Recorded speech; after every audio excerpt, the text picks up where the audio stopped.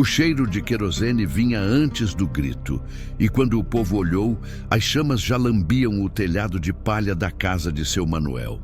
3 crianças berravam lá dentro, presas, enquanto o coronel Inácio da Fonseca ria montado no seu cavalo preto, o charuto aceso entre os dentes sujos de fumo. "Quem não paga o que deve, paga com o que tem", ele berrou, cuspindo no chão. Dona Francisca, a mãe das crianças, se jogou de joelhos na poeira. "Coroné, pelo amor de Deus, são crianças inocentes. Meu marido já pagou o que devia." O coronel deu uma gargalhada que gelou o sangue de quem escutava. "Pagou foi? Então por que tá faltando 5.000 réis?" Ele puxou o revólver e apontou para o céu. "Ou a casa queima, ou eu queimo vocês também." Seu Manuel, homem simples, trabalhador de enxada calejada, se jogou na frente da esposa. "Coroné, eu juro que paguei tudo. O senhor tá me cobrando 2 vezes." "Bem..." O tiro arrancou o chapéu da cabeça de seu Manuel. O povoado inteiro tremeu. Até os cachorros pararam de latir. O coronel Inácio soprou a fumaça do cano do revólver e olhou para os homens ao redor. 20 jagunços armados até os dentes, todos rindo como se fosse festa. "Lampião?" Ele cuspiu o nome como se fosse praga. "Esse cabra nem tem coragem de aparecer aqui. Dizem que é valente, mas eu nunca vi a cara dele." Ele cuspe de novo. "Se aparecer, eu mesmo penduro a cabeça dele no mourão da fazenda." Os jagunços aplaudiram, mas ninguém viu a sombra que observava de longe, no alto da serra. Uma sombra com chapéu de couro, uma sombra que afiava a peixeira devagar. E quando o vento mudou de direção, trouxe um sussurro que fez até o coronel Inácio estremecer. "Quem faz o mal, paga o mal." Agora, meu povo, antes de eu contar o resto dessa história de arrepiar o couro, vamos fazer um trato aqui? Dá uma curtida nesse vídeo para ajudar esse contador de causo a seguir trazendo as lendas verdadeiras do cangaço. É rapidinho, é de graça e faz toda a diferença para que mais gente conheça essas histórias do nosso sertão brabo. E se inscreve aí no canal, viu? Aperta no sininho que todo dia tem causo novo. Com sangue, coragem e justiça do jeito que só o sertão sabe fazer. O sertão não esquece, e a gente também não esquece de quem acompanha essas prosas. Agora segura na cadeira que a história tá só começando, e o que vem por aí é de fazer até o couro arrepiar. E foi assim, meu povo, que tudo começou naquela tarde de sol rachando a terra. Mas para entender essa história direito, tem que voltar uns dias antes, quando o coronel Inácio da Fonseca decidiu que era dono do sertão inteiro. O homem tinha fazenda grande, gado aos montes e jagunço que nem formiga em formigueiro. Mas o que ele mais gostava mesmo era de ver o povo pequeno se ajoelhando na frente dele. Seu Manuel do Riacho Seco era homem trabalhador, daqueles que acordava antes do galo cantar para ir para o roçado. Tinha mulher boa, Dona Francisca, e 3 meninos pequenos que eram a alegria da casa. O mais velho, Zequinha, tinha apenas 10 anos. O do meio, Toinho, 8. E a caçula, Mariazinha, 6 aninhos de pura inocência. Prestem atenção no que vou contar, que essa parte é de arrepiar os cabelos da nuca. Seu Manuel tinha plantado uma roça de milho na terra do coronel Inácio, com acordo de meeiro. Metade da colheita para o dono da terra, metade para o trabalhador. Era assim que funcionava desde o tempo dos avós. Quando chegou a época da colheita, o milho tinha dado bom, graças às chuvas que vieram no tempo certo. Seu Manuel separou tudo direitinho. Metade para o coronel, metade para a família. Mas o coronel Inácio era homem ganancioso, daqueles que quanto mais tem, mais quer. "Manuel!" ele gritou no dia da entrega. "Esse milho tá pouco! Tu tá me roubando!" Seu Manuel arregalou os olhos assustado. "Não, coroné, tá tudo certo, metade e metade, como combinado." O coronel cuspiu no chão. "Mentira! Tu vendeu parte do milho escondido e agora vem me enganar. Tá me devendo 5.000 réis. 5.000 réis era dinheiro que seu Manuel não tinha nem em sonho. Era o que um trabalhador levava 6 meses para juntar. Coroné, eu juro pela alma da minha mãe que não vendi nada. O senhor tá com a metade certinha. Mas o coronel Inácio não queria ouvir. Ele queria era humilhar, mostrar que era o mandante. Ou tu paga os 5.000 réis até semana que vem, ou eu tomo tua casa e tua terra. Quem conhece Sertão sabe que as coisas nunca são fáceis por aqui. Seu Manuel saiu dali com o coração apertado, sabendo que não tinha como pagar uma dívida que não devia. Passou a semana inteira tentando emprestar dinheiro com os vizinhos, mas ninguém tinha. Todo mundo vivia no aperto, cada um lutando para sobreviver na dureza da caatinga. Quando chegou o dia do prazo, seu Manuel foi até a fazenda do coronel com o chapéu na mão e a dignidade nos pés. Coroné, eu não consegui o dinheiro, mas eu posso trabalhar mais, posso fazer serviço extra, posso... O coronel Inácio levantou da cadeira de balanço, os olhos brilhando de maldade. Não quero teu trabalho, quero meu dinheiro. E já que tu não tem, vou tomar tua casa. Coroné, pelo amor de Deus, tenho 3 filhos pequenos. Onde vou botar minha família? O coronel deu uma gargalhada. Problema teu, devia ter pensado nisso antes de me roubar. E foi nesse dia, meu povo, que o inferno desceu no riacho seco. O coronel Inácio mandou os jagunços cercarem a casa de seu Manuel. Eram 20 homens armados, todos com cara de quem não tinha pena de nada nem ninguém. O chefe dos jagunços era um tal de Zé Preto, cabra ruim, que já tinha matado mais de 10 homens e se gabava disso. Sai daí de dentro! Zé Preto gritou, batendo na porta com o cabo da espingarda. Dona Francisca apareceu na janela, os 3 filhos agarrados na saia. O que vocês querem? Ordem do coroné! Essa casa agora é dele! Saiam antes que a gente tire a força! Seu Manuel tentou argumentar, mas levou um coronhada na cabeça e caiu no chão, sangrando. Dona Francisca gritou. As crianças choraram, mas ninguém se mexeu para ajudar. O povo do povoado assistia de longe, com medo de virar o próximo alvo do coronel Inácio. E aí veio o pior. O coronel Inácio chegou montado no cavalo preto, fumando o charuto fedorento. Olhou para casa, olhou para o povo e deu a ordem que ninguém acreditava que ia ouvir. Toca fogo. Num se avexe, escutem bem o que aconteceu depois. Zé Preto pegou a lata de querosene e começou a jogar nas paredes de taipa. O líquido escorria pela madeira seca, encharcando cada fresta, cada canto daquela casa humilde, onde viviam 5 almas inocentes. O cheiro forte invadiu o ar, queimando as narinas de quem estava perto. Dona Francisca se jogou na frente, implorando de joelhos, as mãos erguidas para o céu. Pelo amor de Deus e da Virgem Maria, não façam isso, meus filhos, minhas crianças. Mas Zé Preto só riu, mostrando os dentes podres. Deu um empurrão nela com tanta força que a pobre mulher rolou na poeira. As crianças berravam de pavor, agarradas uma na outra, os olhinhos arregalados de medo. O povo do povoado assistia tudo de longe, uns 20, 30 moradores, todos calados, todos com medo de virar o próximo alvo do coronel Inácio. Tinha homem com lágrimas correndo no rosto, mas ninguém tinha coragem de mexer um dedo. Quem conhece Sertão sabe que coragem não adianta nada contra 20 jagunço armado. Seu Manuel, ainda tonto da pancada, o sangue escorrendo pela testa, tentou se levantar. As pernas tremiam, mas ele conseguiu ficar de pé cambaleando. Não! Pelo amor de Deus, não! Eu pago! Eu arranjo o dinheiro de qualquer jeito! Mas não queimem minha casa. Não façam isso com meus filhos. Mas o coronel Inácio só ria. Aquela gargalhada maldita que ecoava pela caatinga. Ele cuspiu no chão de novo, o cuspe grosso e nojento. E foi quando disse as palavras que selaram o destino dele. As palavras que fizeram o sertão inteiro estremecer. Lampião? Esse cabra nem tem coragem de aparecer aqui.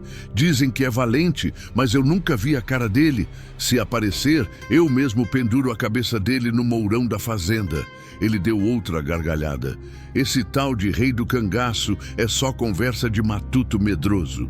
Os jagunços aplaudiram, batendo as mãos, rindo como se fosse festa de São João.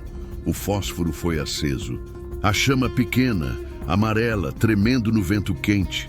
Zé Preto olhou para o coronel esperando a ordem final. O coronel Inácio acenou com a cabeça e a casa começou a queimar.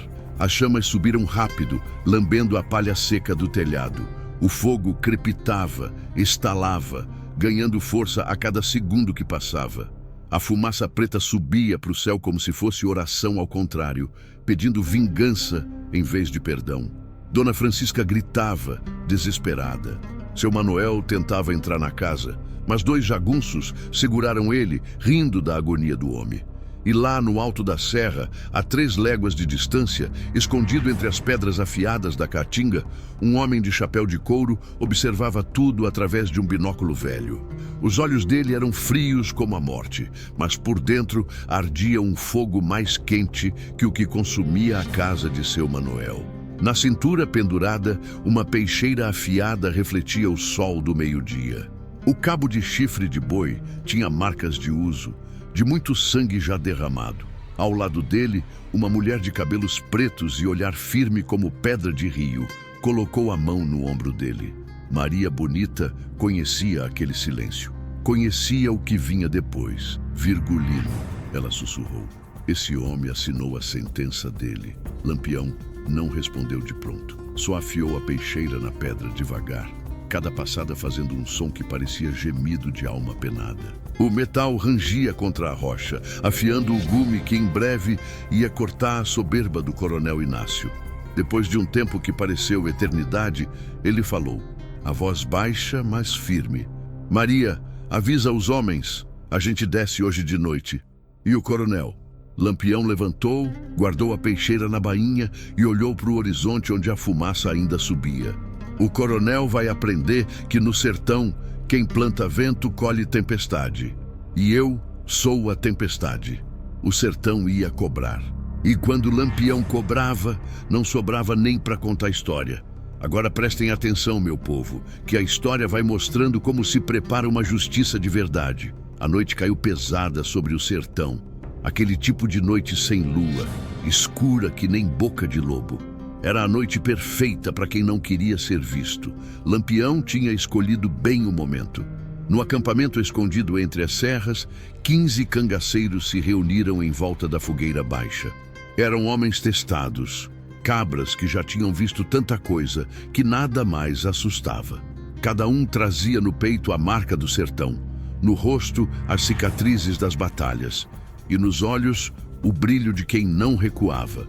Meu avô sempre dizia, quando Lampião convocava os homens, era porque sangue ia correr. Escutem bem, Virgulino falou, a voz calma, mas carregada de autoridade. Ele não precisava gritar. Quando falava, até o vento parava para ouvir. Vocês viram o que o coronel Inácio fez com a família do seu Manuel?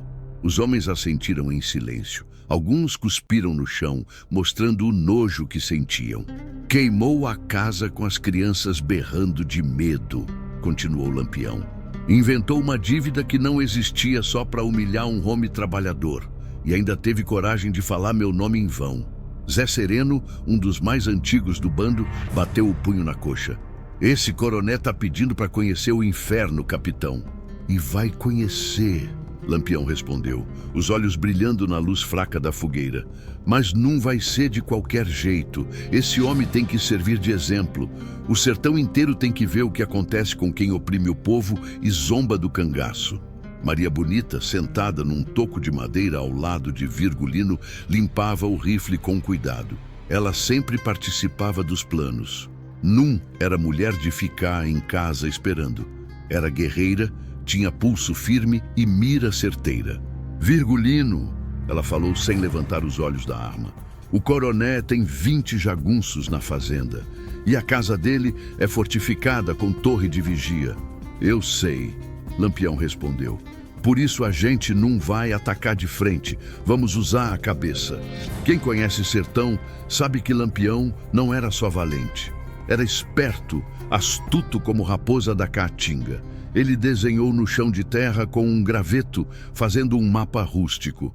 A fazenda do coronel Inácio fica aqui no Vale do Pajeú. Tem 3 entradas, portão principal, cerca dos fundos e o riacho que passa pelo lado. Os jagunços fazem ronda a cada 2 horas. Sabonete, outro cangaceiro do grupo, cabra magro, mas ligeiro que nem gato, se aproximou para ver melhor. "E como a gente entra, capitão?" "Pelo riacho." Lampião apontou para o desenho. "Mas antes a gente precisa tirar os jagunços de lá. E para isso, vamos fazer o coroné pensar que o ataque vem de outro lugar." Os homens se entreolharam, começando a entender o plano. "Corisco!" Lampião chamou. Um homem baixo, forte, com cicatriz que atravessava o rosto inteiro, deu um passo à frente. "Você vai levar 5 homens e atacar o povoado de São Francisco, a 10 léguas daqui. Faz barulho, atira para cima, mas não fere ninguém. É só para assustar e fazer o coroné mandar os jagunços para lá." "Entendido, capitão." "Enquanto isso," Lampião continuou, "eu, Maria, Zé Sereno, Sabonete e os outros vamos entrar pela fazenda vazia. Pegamos o coroné de surpresa." Mas antes que os homens se levantassem para preparar as armas, Lampião ergueu a mão, pedindo silêncio. "Uma coisa vocês precisam entender bem. O coronel Inácio não vai morrer rápido. Ele vai pagar pelo que fez. Vai sentir cada gota de sofrimento que causou. E o sertão inteiro vai saber. Não se engane, o que vou contar agora é coisa que mostra a diferença entre justiça e vingança." Lampião se levantou e foi até a tenda dele. Voltou carregando um saco de estopa. Despejou o conteúdo no chão, cordas, correntes e um ferro de marcar gado. Esse homem marcava os trabalhadores que tentavam fugir da fazenda. Lampião explicou pegando o ferro. Tinha a letra I gravada no metal. Marcava como se fosse animal, pois hoje ele vai conhecer o ferro na própria pele. Os cangaceiros ficaram calados, sabiam que o capitão não fazia ameaça vazia. Maria Bonita levantou e caminhou até ficar de frente para Virgulino. Colocou a mão no rosto dele, fazendo ele olhar nos olhos dela. "Tu tens certeza disso?" Ela perguntou baixinho, só para ele ouvir. "Uma vez que se faz certas coisas, não tem volta." Lampião segurou a mão dela, apertando de leve. "Maria, eu vi aquelas crianças chorando. Vi o desespero daquela mãe. Vi um homem honesto ser espancado e humilhado. Se eu não fizer nada, de que adianta esse fuzil na cintura? De que adianta o respeito que o povo tem por mim?" Ela assentiu devagar. Conhecia o coração dele. Sabia que por trás daquele homem implacável existia alguém que sentia cada injustiça como se fosse na própria carne. "Então vamos fazer do jeito certo," Maria disse, "mas sem perder a razão. Justiça sim, mas com a cabeça fria." Virgulino sorriu de lado, aquele sorriso que poucos conheciam. "Por isso você tá do meu lado, Maria, para me lembrar de que justiça e loucura são coisas diferentes. Prestem atenção nessa parte, que é importante." Os homens começaram a preparação. Cada um limpou sua arma com cuidado, passando pano oleado no cano, conferindo a munição bala por bala. Lampião sempre dizia: "Arma mal cuidada mata o dono, não o inimigo." As cartucheiras foram enchidas até não caber mais nada. Os punhais, afiados na pedra até o fio, cortar um fio de cabelo no ar. As peixeiras, polidas até brilhar que nem espelho. Sabonete preparou os cavalos, verificando as ferraduras, ajeitando as selas, enchendo os borós com água. Numa missão dessas, cada detalhe podia significar a diferença entre vida e morte. Corisco e seus 5 homens partiram primeiro, sumindo na escuridão da caatinga como fantasmas. Tinham 3 horas de viagem pela frente até chegar em São Francisco. Enquanto isso, Lampião reuniu os que iam com ele. Eram 8 ao todo. Ele, Maria Bonita, Zé Sereno, Sabonete, Moita Brava, Virgínio, Labareda e Cajueiro. "Lembrem," ele falou, olhando cada um nos olhos, "ninguém mata os jagunços comuns. Eles são só empregados, obedecendo ordens. Mas quem tiver prazer no que faz, quem ri da desgraça alheia, esse paga junto com o coroné." O grupo assentiu. A lua começava a nascer, fina como unha, quando os 8 cangaceiros montaram nos cavalos. O vento da noite soprava frio, carregando o cheiro de catingueira e aroeira. Maria Bonita ajeitou o chapéu de couro, conferiu a bala no fuzil e olhou para o marido. "Vamos?" Lampião deu uma última olhada no acampamento, Depois, cravou os olhos na direção da fazenda do coronel Inácio. Vamos, o sertão está esperando. E os 8 cavaleiros desceram a serra em silêncio, as sombras deles se misturando com as pedras, como se a própria Caatinga tivesse ganhado vida e cavalgasse rumo à justiça. O coronel Inácio ainda não sabia, mas naquela noite ele ia entender que existem coisas piores do que a morte. Ia entender que no sertão toda maldade tem preço, e o preço sempre é cobrado. Oxente, meu povo, agora segura firme que a história vai esquentar. Os 8 cavaleiros cavalgaram 3 horas pela Caatinga escura, seguindo trilhas que só quem conhece o sertão de olhos fechados consegue achar. A lua fina iluminava pouco, mas era o suficiente. Lampião conhecia cada pedra, cada árvore torta, cada curva daquele caminho.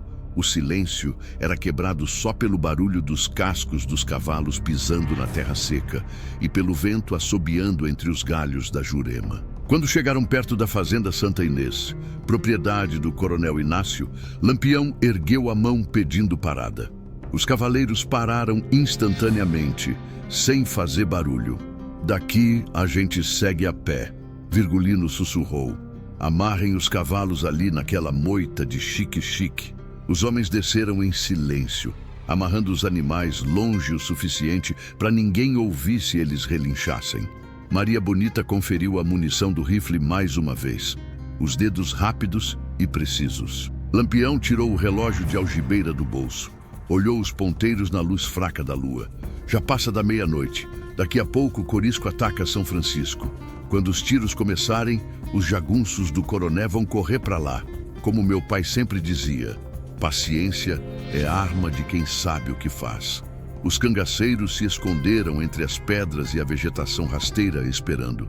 5 minutos, 10 minutos, 15. Então de longe veio o som que estavam aguardando. Bang, bang, bang, bang. Era Corisco e seu grupo atacando São Francisco, atirando para o alto, fazendo o maior barulho possível. Na fazenda, as luzes se acenderam de repente. Gritos, correria. A torre de vigia começou a tocar o sino de alarme. Ataque em São Francisco! Alguém gritou lá de dentro. A porteira principal se abriu e saíram 14 cavaleiros armados, os jagunços do coronel Inácio galopando na direção dos tiros. Ficaram para trás só 6 homens para proteger a fazenda. Lampião sorriu no escuro. Certinho como eu pensei. Vamos. O grupo avançou silencioso como cobra da Caatinga, rastejando entre a vegetação, aproveitando cada sombra, cada depressão no terreno. Chegaram até o riacho que passava pela lateral da propriedade. A água corria baixa, fraca, mas molhava o suficiente para abafar o som dos passos. Os 8 entraram no riacho e seguiram em fila, curvados, as armas erguidas acima da cabeça para não molhar. 50 metros, 40, 30... Agora dava para ver a casa grande, enorme, com paredes grossas de pedra e janelas pequenas como seteiras de castelo. Na varanda da frente, 2 jagunços montavam guarda, fumando cigarro de palha. Zé Sereno, Virgínio, Lampião sussurrou. Vocês 2 cuidam desses da frente, sem barulho. Os 2 homens assentiram e sumiram na escuridão como fantasmas. Prestem atenção nessa parte que é de fazer o coração acelerar. Zé Sereno e Virgínio se aproximaram por trás, lentamente, usando as sombras da própria casa como cobertura. Os jagunços conversavam baixo, despreocupados, achando que o perigo estava lá em São Francisco. Num piscar de olhos, 2 mãos taparam 2 bocas. 2 facas cortaram 2 gargantas. Os corpos caíram sem fazer mais barulho que um saco de farinha. Lampião e o resto do grupo saíram do riacho e correram agachados até a varanda. Agora estavam dentro da fazenda. Maria Bonita apontou para uma porta lateral. Ali é a cozinha. Deve ter alguém. Moita brava, labareda, vão! Lampião ordenou. Os 2 entraram pela cozinha. Segundos depois, voltaram arrastando uma velha cozinheira assustada, a boca tampada para não gritar. Lampião se ajoelhou na frente dela, o olhar firme, mas não cruel. Escuta bem, vó. Não vou fazer mal para a senhora. Só responda. Onde está o coronel Inácio? A velha tremia que nem vara verde, mas apontou com o dedo trêmulo para cima. No quarto dele, segundo andar, terceira porta à direita. Quantos jagunços ainda tem na casa? 4, 2 na sala, 2 no celeiro. Obrigado, vó. Lampião fez sinal para Sabonete. Leva ela para o quarto dos empregados e tranca por fora, para a segurança dela. O povo daqui sempre fala que Lampião era cruel, mas quem conhece a história de verdade sabe que ele não machucava quem não merecia. Com a velha em segurança, o grupo se dividiu. Cajueiro e Sabonete foram para o celeiro. Zé Sereno e Virgínio ficaram vigiando a entrada. Lampião, Maria Bonita, Moita Brava e Labareda subiram as escadas de madeira que levavam ao segundo andar. Cada degrau rangia baixinho, cada ranjo soava alto que nem trovão para os cangaceiros. Mas a casa era velha e toda barulhenta, então ninguém na sala embaixo desconfiou de nada. No topo da escada, um corredor comprido com várias portas fechadas. Terceira à direita, a velha tinha dito. Lampião fez sinal. Maria, tu e Labareda vigiam o corredor. Eu e Moita Brava entramos.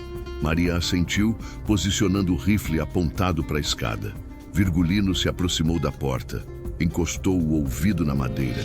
Ouvia-se ronco pesado lá dentro, aquele tipo de ronco de quem bebeu demais e dorme como pedra. O tempo parou. O dedo no gatilho, a respiração suspensa, o suor escorrendo pela testa mesmo na friagem da noite. Lampião testou a maçaneta, trancada. Sem hesitar, ele deu um chute forte na fechadura. A porta explodiu para dentro com um crash que acordou a casa inteira. O coronel Inácio pulou da cama, ainda tonto de cachaça, os olhos arregalados de susto. Usava uma camisola branca de dormir e estava descalço. Que diabos! Lampião entrou no quarto, a peixeira brilhando na mão, os olhos gelados como gelo de inverno. Boa noite, coroné, ele falou, a voz baixa, mas carregada de ameaça. Lembra de mim? Aquele que não tinha coragem de aparecer aqui? O rosto do coronel Inácio ficou branco que nem leite. Os lábios tremeram, as pernas bambearam. Lá, Lampião, isso mesmo, eu, Virgulino Ferreira da Silva, o rei do cangaço, aquele que tu disse que ia pendurar a cabeça no mourão. Lá embaixo, começou a confusão. Os 2 jagunços da sala tinham ouvido o barulho e subiam correndo as escadas. Mas Maria Bonita estava esperando. Bang! Bang! 2 tiros certeiros. 2 jagunços rolando escada abaixo. No celeiro, Cajueiro e Sabonete também tinham sido descobertos. Tiros para todo lado, mas eram cangaceiros experientes contra jagunços assustados. A luta durou menos de 1 minuto. Depois, silêncio. Lampião não desviou os olhos do coronel Inácio nem por 1 segundo. Desce. Eu tenho dinheiro. Muito dinheiro. Te pago o que tu quiser. Eu não vim aqui por dinheiro, coroné. Vim por justiça. Desce. Aqui não tem perdão. O coronel tentou correr, mas Moita Brava segurou ele pelo braço com força de tenaz. Arrastaram o homem escada abaixo, os pés dele batendo em cada degrau. Na sala grande da fazenda, os cangaceiros já tinham acendido os lampiões. A luz amarelada iluminava a cena toda. Os móveis caros, os quadros na parede, a mesa cheia de restos de comida fina. Lampião jogou o coronel Inácio no chão de tábua. O homem caiu de joelhos, as mãos erguidas, implorando. Por favor, eu tenho família, tenho filhos. E o seu Manuel? Lampião perguntou a voz fria. Ele não tinha família? Não tinha filhos? 3 crianças que quase queimaram vivas porque tu inventou uma dívida que não existia? Eu me enganei, foi um erro. Eu posso compensar? Pode, e vai. Lampião fez sinal para Zé Sereno. Traz ele. Zé Sereno saiu e voltou minutos depois, arrastando um homem magro, baixo, de bigode fino. Era Zé Preto, o jagunço que tinha tocado fogo na casa do seu Manuel. Esse aqui, Lampião disse apontando para Zé Preto, foi quem jogou o querosene, quem acendeu o fósforo, quem riu quando as crianças choravam. Zé Preto tentou fugir, mas Moita Brava o segurou firme. Agora, Lampião continuou pegando a lata de querosene que estava no canto da sala, usada para acender os lampiões. Vocês dois vão sentir o que o seu Manuel e a família dele sentiram. O coronel Inácio e Zé Preto se entreolharam, o pavor estampado nos rostos. Meu avô sempre dizia: quem planta vento, colhe tempestade. Maria Bonita se aproximou de Virgulino, tocando de leve no braço dele. Amor, lembra o que conversamos. Justiça sim, mas com a cabeça fria. Lampião respirou fundo. Ela tinha razão. Não podia deixar a raiva comandar. Amarrem eles no tronco do terreiro, ele ordenou. Bem amarrados, e tragam o povo do povoado para ver. Os cangaceiros obedeceram rapidamente. O coronel Inácio e Zé Preto foram arrastados para fora, amarrados com corda grossa no tronco que ficava no meio do terreiro, o mesmo tronco onde o coronel mandava chicotear os trabalhadores que desobedeciam. Sabonete galopou até o riacho seco e acordou o povo. Venham ver. Lampião pegou o coronel Inácio. Venham ver a justiça sendo feita. E o povo veio. Primeiro com medo, depois com curiosidade, finalmente com esperança. Seu Manuel veio, mesmo com a cabeça ainda enfaixada.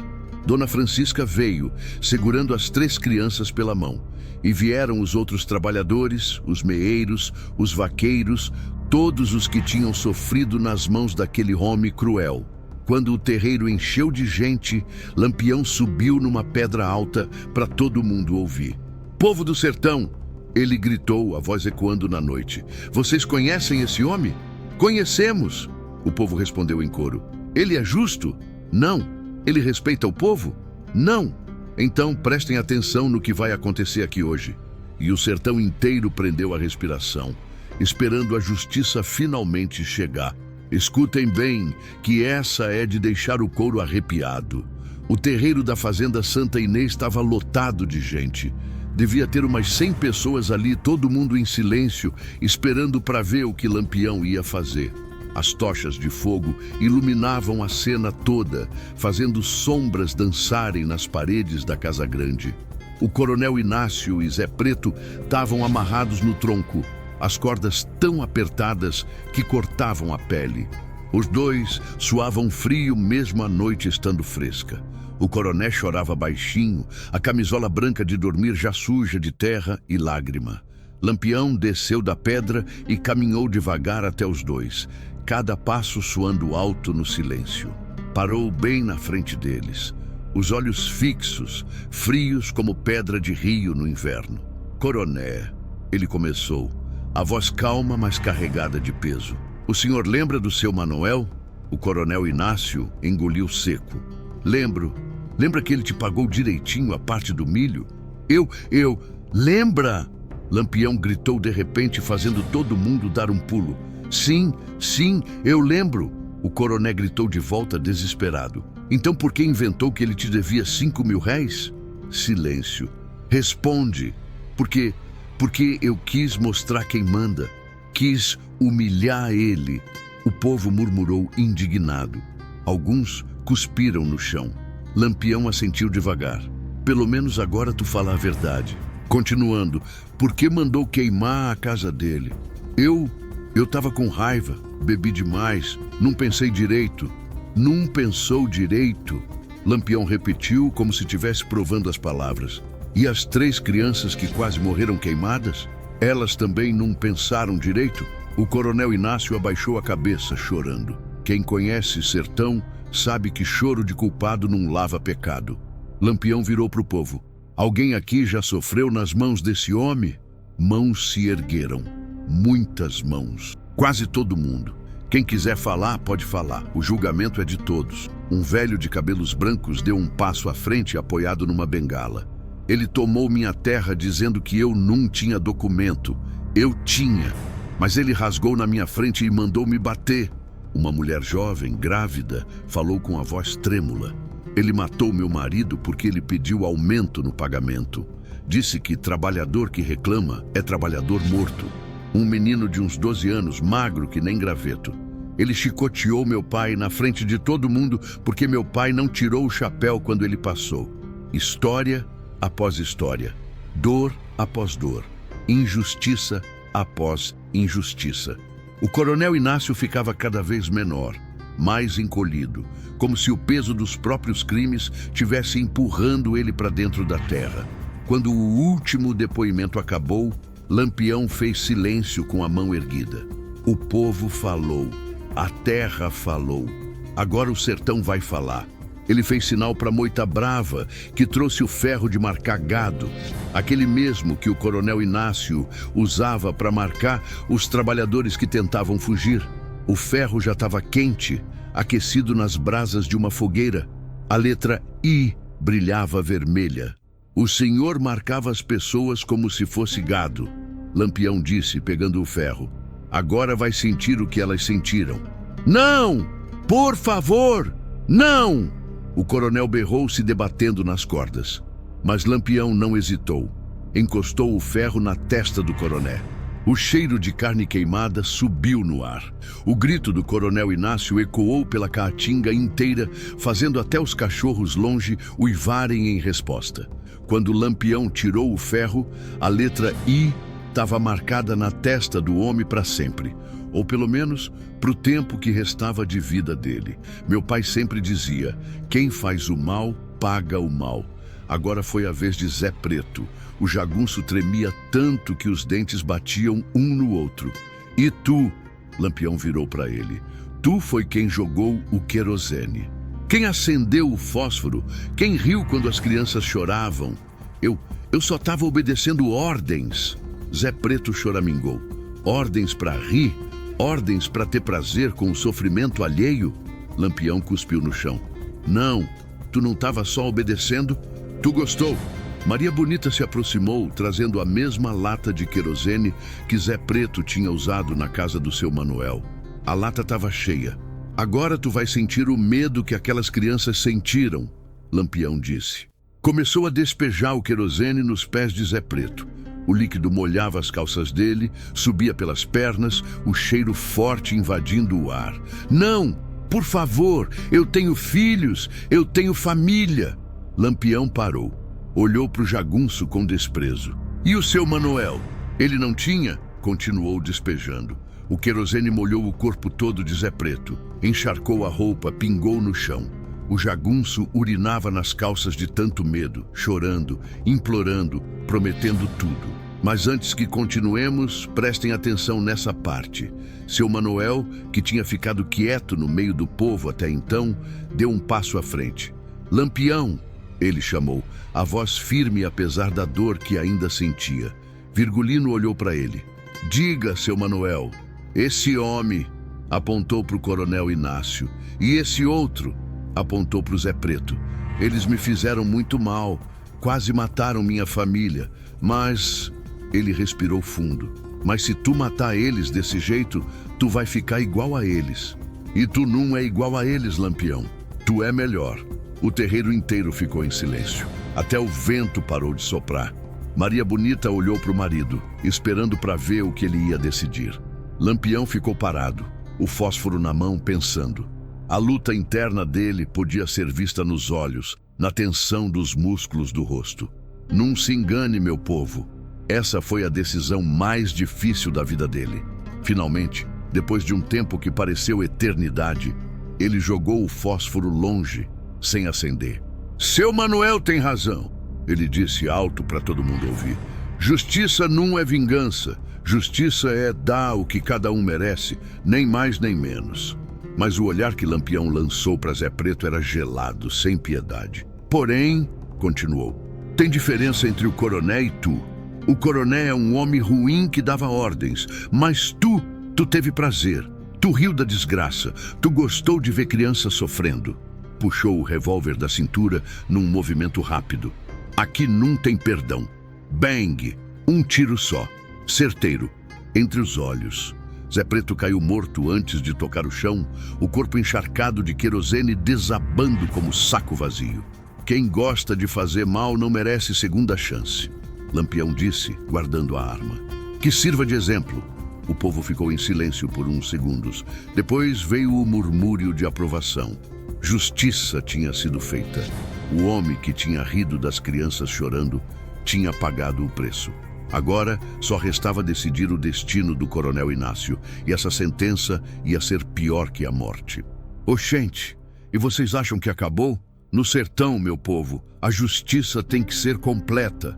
Lampião virou para o coronel Inácio, que continuava amarrado no tronco, tremendo da cabeça aos pés. A marca do ferro em brasa na testa dele fumegava ainda, a pele queimada formando a letra I, que nunca mais ia sair. "Solta ele!" Virgulino ordenou para os cangaceiros. Quando as cordas foram cortadas, o coronel Inácio caiu de joelhos no chão de terra batida, as pernas não aguentando o próprio peso. Achou que tinha sido perdoado. Tentou agradecer. Tentou beijar os pés de Lampião. "Calado!" Virgulino ordenou com a voz fria. "Levanta!" O coronel se levantou cambaleando, os olhos inchados de tanto chorar, a camisola rasgada e suja. "A partir de agora..."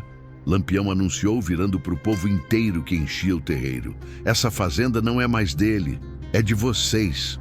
Um murmúrio de surpresa percorreu a multidão. "Isso mesmo que ouviram", continuou. "A fazenda Santa Inês, com toda a terra, todo o gado, toda a plantação, vai ser dividida entre todas as famílias que esse homem prejudicou." O povo começou a murmurar mais alto, uns chorando de alegria, outros sem acreditar no que estavam ouvindo. Como minha avó dizia, a roda sempre gira e quem está em cima hoje pode estar embaixo amanhã. "Seu Manuel", Lampião chamou. O trabalhador deu um passo à frente ainda desconfiado. "Tu vai ser o administrador dessa terra. Vai dividir tudo certinho, com justiça, dando mais para quem mais precisa. Pode fazer isso?" Seu Manuel engoliu seco, emocionado. "Posso sim, Lampião. Com a ajuda de Deus, posso." "E tu?" Virgulino cravou o dedo no peito do coronel Inácio. "Tu vai trabalhar como meeiro para eles. Vai suar no sol quente, vai sentir as mãos calejarem, vai saber o que é passar fome quando a colheita é ruim." O coronel arregalou os olhos. Essa sentença era pior que a morte. Ser obrigado a servir aqueles que ele tinha humilhado a vida inteira, trabalhar como escravo para os próprios escravizados. Mas eu sou o dono. Essa terra é minha por direito." Lampião deu um passo para frente, ficando tão perto que os narizes quase se tocaram. "Direito? Tu quer falar de direito? Que direito tu tinha de tomar a terra dos outros, de bater nos trabalhadores, de queimar casa de família?" O coronel abaixou a cabeça, sem resposta. "Pois é", Lampião continuou. "A partir de hoje, teu direito é trabalhar. E se reclamar, se tentar fugir, se machucar qualquer pessoa daqui..." Ele encostou a peixeira no pescoço do coronel, a lâmina fria tocando a pele. "Aí sim eu volto. E nesse dia, nem Deus vai te salvar. Entendeu?" Entendi. Não ouvi. Entendi." O coronel gritou desesperado. "Prestem atenção, que agora vem a parte da redistribuição." Maria Bonita, que tinha ficado observando tudo com os braços cruzados, se aproximou de Virgulino. "E a casa grande? O que fazemos com ela?" Lampião olhou para o casarão enorme, com seus móveis caros, suas cortinas de veludo, seus quadros nas paredes. "A casa vira escola", ele decidiu, "para ensinar as crianças a ler e escrever, porque gente que sabe ler não é enganada tão fácil." O povo aplaudiu. A ideia era boa, era justa. "Os móveis caros podem vender e dividir o dinheiro", continuou.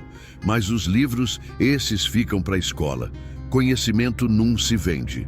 Zé Sereno trouxe um caderno velho e um lápis. "Capitão, a gente devia fazer um documento, para ficar registrado que a terra agora é do povo." "Boa ideia." Lampião pegou o caderno e começou a escrever, a letra firme e clara. "Eu, Coronel Inácio da Fonseca, de livre e espontânea vontade." Ele pausou e olhou para o coronel com um sorrisinho de canto. "Assino abaixo que dou toda a fazenda Santa Inês e suas pertences para o povo do Riacho Seco como forma de reparação pelos danos causados." Estendeu o papel para o coronel. "Assina." "E se eu não assinar?" Lampião não respondeu, só olhou. E naquele olhar tinha tanta ameaça, tanto perigo, que o coronel Inácio pegou o lápis com a mão tremendo e assinou. O povo aplaudiu de novo, mais forte dessa vez. Alguns choravam de alegria, outros abraçavam os vizinhos. Era a primeira vez na vida deles que viam justiça de verdade. Meu tio sempre contava. Quando Lampião fazia justiça, o sertão respirava aliviado. Mas a noite não tinha acabado ainda. De repente, um dos cangaceiros que tinha ficado de vigia veio correndo. "Capitão, tem um grupo de 20 cavaleiros vindo para cá. Devem ter ouvido os tiros." Eram os jagunços que tinham ido para São Francisco. Corisco tinha conseguido despistar eles, mas agora voltavam para a fazenda. "Quantos minutos até chegarem?" Lampião perguntou calmo.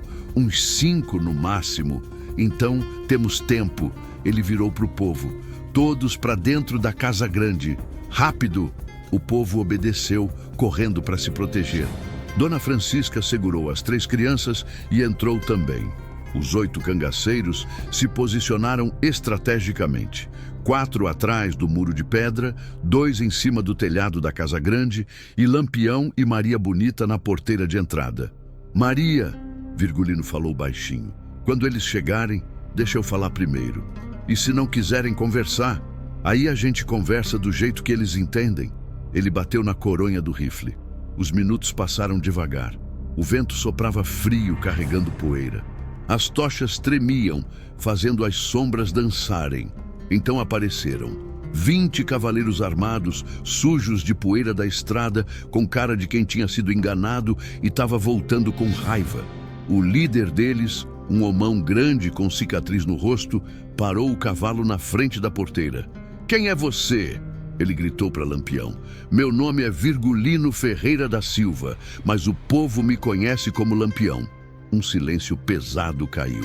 Os 20 jagunços se entreolharam, nervosos. Todo mundo no sertão conhecia aquele nome. "Onde está o coronel Inácio?" O líder perguntou, a voz menos firme agora. "Tá vivo, mas não é mais o dono dessa fazenda." "Como assim não é mais?" "Porque ele doou tudo para o povo, por vontade própria." "Não foi?" Lá de dentro da casa grande, a voz trêmula do coronel Inácio gritou. Foi sim, eu doei tudo." Os jagunços ficaram confusos. Alguns começaram a baixar as armas. "Vocês têm 2 escolhas", Lampião disse, a voz calma, mas firme.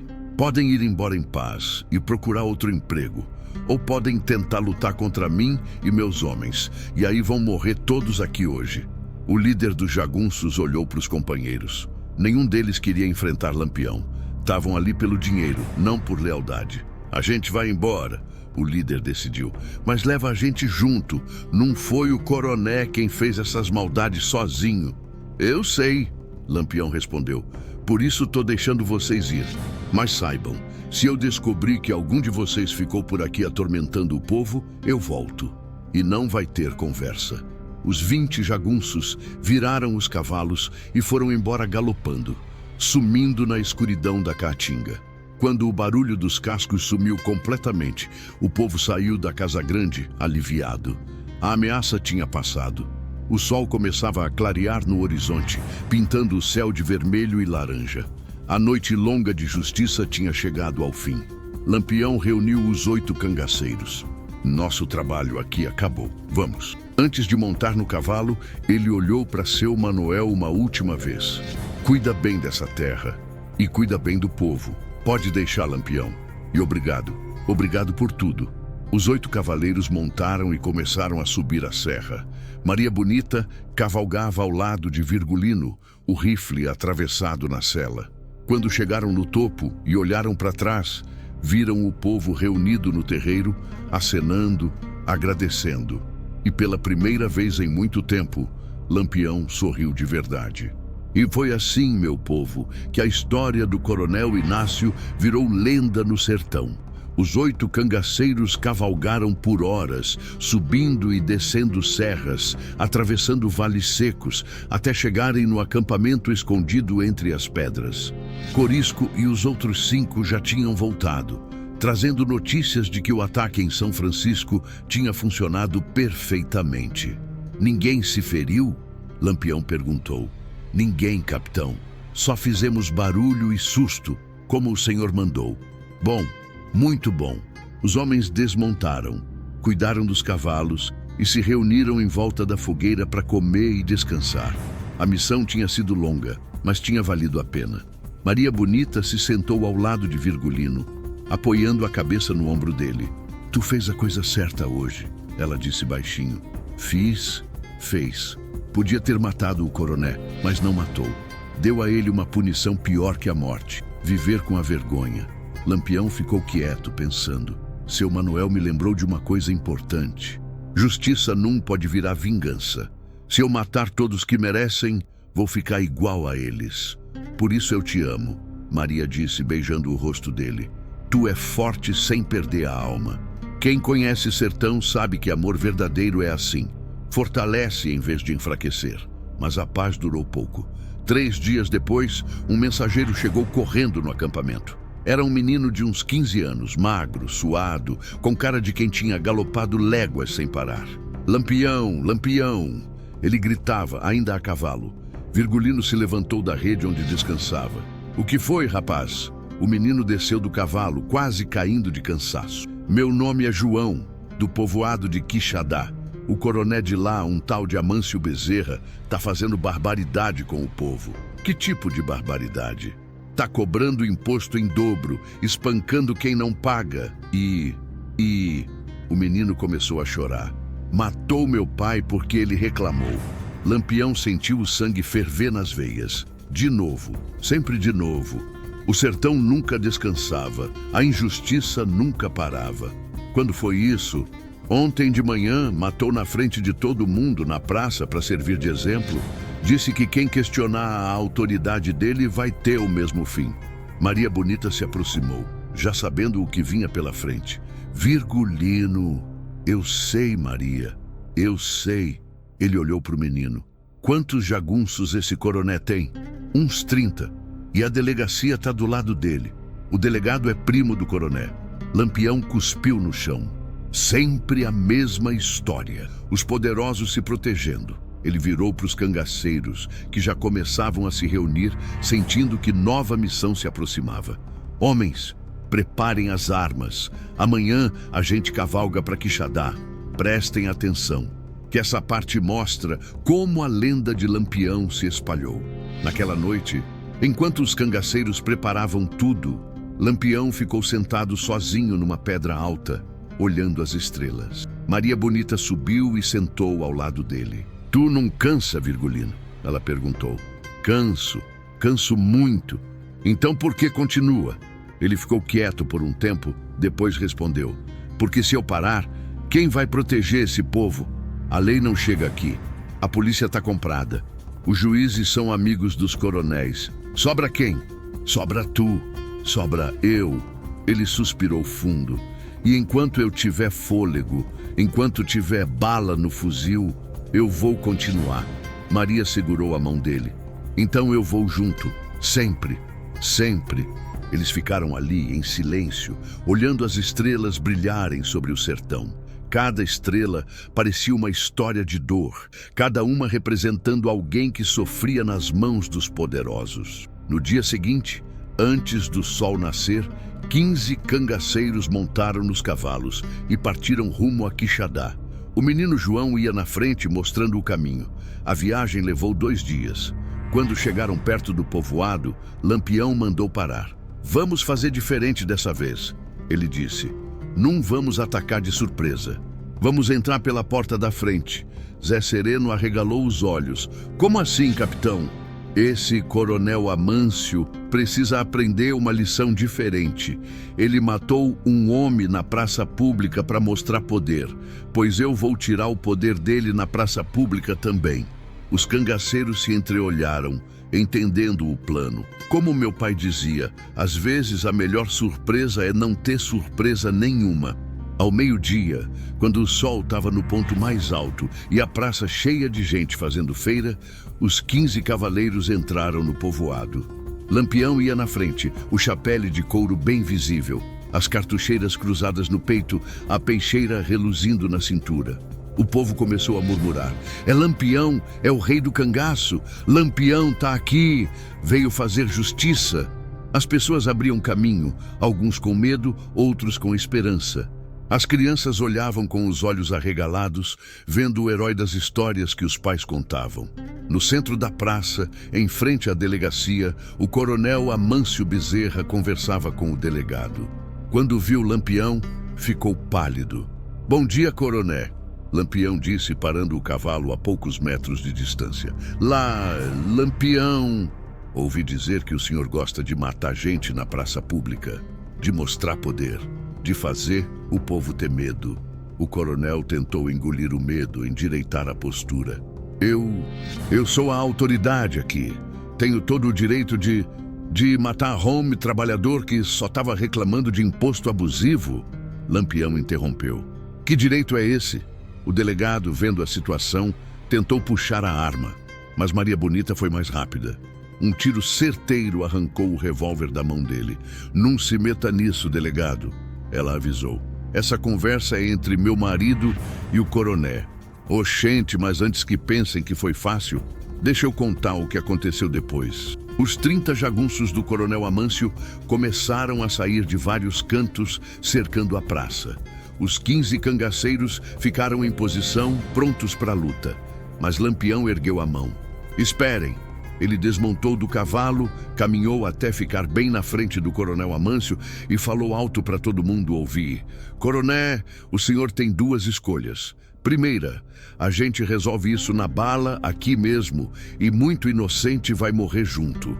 Segunda, o senhor pega suas coisas, junta seus jagunços e sai desse povoado para sempre. Deixa o povo em paz." "E por que eu faria isso?" O coronel tentou mostrar coragem que não tinha. Lampião sorriu, aquele sorriso gelado. "Porque se não fizer, o que aconteceu com o coronel Inácio da Fonseca vai parecer brincadeira de criança perto do que eu vou fazer com você." O coronel Amâncio tinha ouvido a história. Todo o sertão tinha ouvido. Do homem poderoso que agora trabalhava como meeiro, marcado na testa, humilhado para sempre. Eu vou embora", ele murmurou. "Não ouvi." "Eu vou embora", gritou mais alto. "Ótimo, tenho 1 hora para sair. Se ainda estiver aqui depois disso, minha paciência acaba." E foi assim que o coronel Amâncio Bezerra deixou Quixadá, levando os jagunços junto com o rabo entre as pernas. O povo comemorou, abraçando os cangaceiros, oferecendo comida e água, agradecendo pela libertação. Quando Lampião montou no cavalo para ir embora, o menino João correu até ele. "Lampião, quando eu crescer, eu quero ser que nem o senhor." Virgulino olhou para o menino sério. "Não, rapaz. Quando tu crescer, quero que tu seja homem de bem, que trabalhe honesto, que cuide da família. Deixa essa vida de luta para mim, tu merece coisa melhor." E com isso, os 15 cavaleiros partiram, deixando mais uma lenda para trás. No sertão, a vingança nunca acaba, só muda de dono. Mas enquanto Lampião cavalgasse por essas terras, o povo sabia que tinha alguém do lado deles. Lampião não morria, virava lenda. "E aí, cabra bom, se tu também acha que justiça tem que ser feita, deixa teu curtir aí embaixo. Comenta o que achou dessa história e não esquece de se inscrever no canal, que o sertão ainda tem muita conta para acertar e muito causo para contar. Lampião tá de olho e onde tiver injustiça, a gente vai estar lá para contar.